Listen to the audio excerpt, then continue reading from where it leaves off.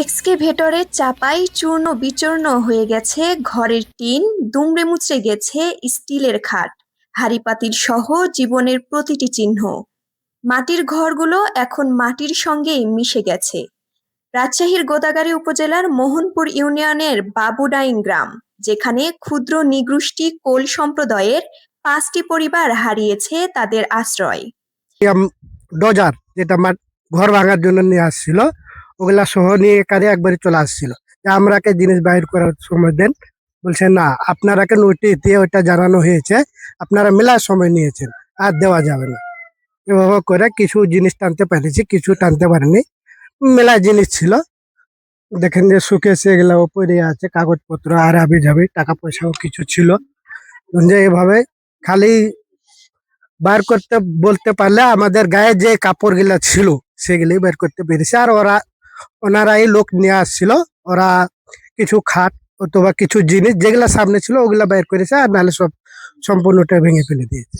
প্রায় ২৭ বছর ধরে যে ভিটেমাটিতে তারা বাস করতেন, আদালতের নির্দেশে একদিনেই সব ভেঙে চুরমার হয়ে গেছে। বাড়িঘর নেই, রান্নার হাঁড়ি নেই, আছে শুধু বাঁশঝাড়ের নিচে আশ্রয় নেওয়া কিছু মানুষ। গত সোমবার দুপুরে আদালতের নির্দেশে সনাতন সরেন, সুজন সরেন, ভুটু কিস্কু, ভারত টুডু ও শনিলাল টুডুর বাড়ি ভেঙে দেওয়া হয়।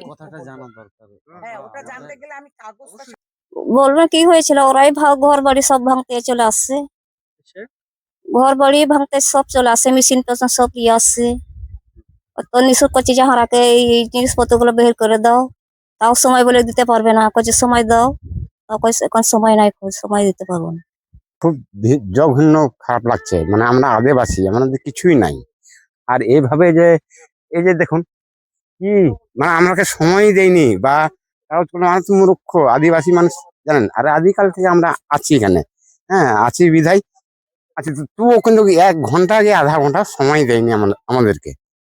তো আইলো, ওরা আসলো, আইসে কোনো জানা নাই, শোনা নাই, বোঝা নাই, প্রশাসন সব দিয়ে আসছে, হ্যাঁ অনেক কথা বললো, বুঝলে মেশিন দিয়ে সব অঞ্চল চাল ডাউল মুরগি আর কোথায় থাকবে, গরু ছাগল কোথায় থাকবে, তার কোনো নিশ্চয় নাই। যে নিজের শুভ এই জায়গাটা আর নাই। এক্সকেভেটর চলে বিকেল পর্যন্ত, কোনো জিনিসপত্র সরানোর সময়ও মেলেনি তাদের। এই পরিবারগুলো ভেবেছিল জমিটি সরকারের খাস জায়গা। তারা ১৯৯৮ সাল থেকে এখানেই ঘর বেঁধে বাস করে আসছিলেন। পরে জানতে পারেন জমির রেকর্ড রয়েছে তিলক মাঝি, দিনু মাঝি ও ভাদু মাঝি নামের ৩ জনের নামে, যারা তাদেরই জাত ভাই ছিলেন। এখন আর এই এলাকায় নেই। অভিযোগ, ওই নাম ব্যবহার করে মকবুল হোসেন নামে এক ব্যক্তি হিন্দু সেজে জমিটি নিজের নামে রেজিস্ট্রি করে নেন। পরবর্তীতে মকবুল হোসেনের ওয়ারিশ নজরুল ইসলাম আলমগীর সহ কয়েকজন আদালতে মামলা করেন। কোল সম্প্রদায়ের মানুষগুলো মামলা পরিচালনা করতে না পারায় একতরফা রায় যায় বাদীপক্ষে। এরপর আদালতের প্রতিনিধি, আইনজীবী ও পুলিশের উপস্থিতিতে পরিচালিত হয় উচ্ছেদ অভিযান। জায়গাটা মানে আমরা একটু খাস বাবদে বসেছিলাম আর কি। হ্যাঁ, খাস বাবদে। তারপর ওরা জমি জায়গা করতো, আসতো, চলাফেরা করতো, তখন তো কোনো কথাই বলেনি। আমরা একটু সুস্থ বিচার চাই, বা বিচার যদি না হয় তাহলে আমরা আদিবাসী কোথায় থাকবো, কিভাবে থাকবো, এটা নিজেই তো বুঝতে পারছি না। বাঁশঝাড়ের নিচে এখন তাদের অস্থায়ী আশ্রয়। টিনের টুকরো, ভাঙা হাড়ি আর ছেঁড়া কাপড়ই এখন জীবনের প্রতীক। দুদিন ধরে খাওয়া হয়নি অনেকের, তবু তারা জায়গা ছাড়তে চান না। জায়গা ছেড়ে যাবেনই বা কোথায়? বুধবার ঘটনাস্থল পরিদর্শনে আসেন জাতীয় আদিবাসী পরিষদের নেতারা, আর বৃহস্পতিবার এসে তাদের পাশে দাঁড়ান Bangladesh legal aid and services trust, centre for capacity building of voluntary organization, Rajshahi বিশ্ববিদ্যালয়ের অধ্যাপক আর স্থানীয় সংগঠন বন্ধু আমরার নেতৃবৃন্দ।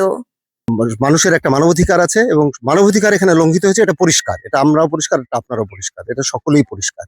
এই মানবাধিকারের যে লঙ্ঘিত হয়েছে, যে কোনো ধরনের সময় টময় না দিয়ে খাবার ছিল, খাবার পর্যন্ত তাদেরকে নিতে দেওয়া হয়নি, সমস্ত ঘর এখানে ভেঙে দেওয়া হয়েছে। আমরা নিশ্চয়ই এটার ব্যাপারে দেখব এবং আশা করছি যে আমরা এখানকার মানুষ, আমার বিশ্বাস যে যত তড়িঘড়ি করা হয়েছে, আইনগতভাবেই এখানকার যে মানুষজনের বাড়ি ভাঙা হয়েছে তারা এখানে পুনর্বাসিত হবে বলে আমার ধারণা। ঘটনাস্থলে যান গোদাগাড়ীর ইউএনও ফয়সাল আহমেদও। তিনি জানান, মানবিক কারণে পরিবারগুলোর থাকার ব্যবস্থা করা হচ্ছে। রাতের আধারে বাঁশঝাড়ের নিচে যখন ঠান্ডা হাওয়া বয়ে যায়, তখনও চোখে একটুখানি আশার আলো। হয়তো একদিন আবার তারা ফিরতে পারবে নিজেদের ভিটে মাটিতে, যেখানে স্বপ্ন বোনা ছিল মাটির গন্ধে। সোনিয়া ইসলাম, উত্তরভূমি, রাজশাহী।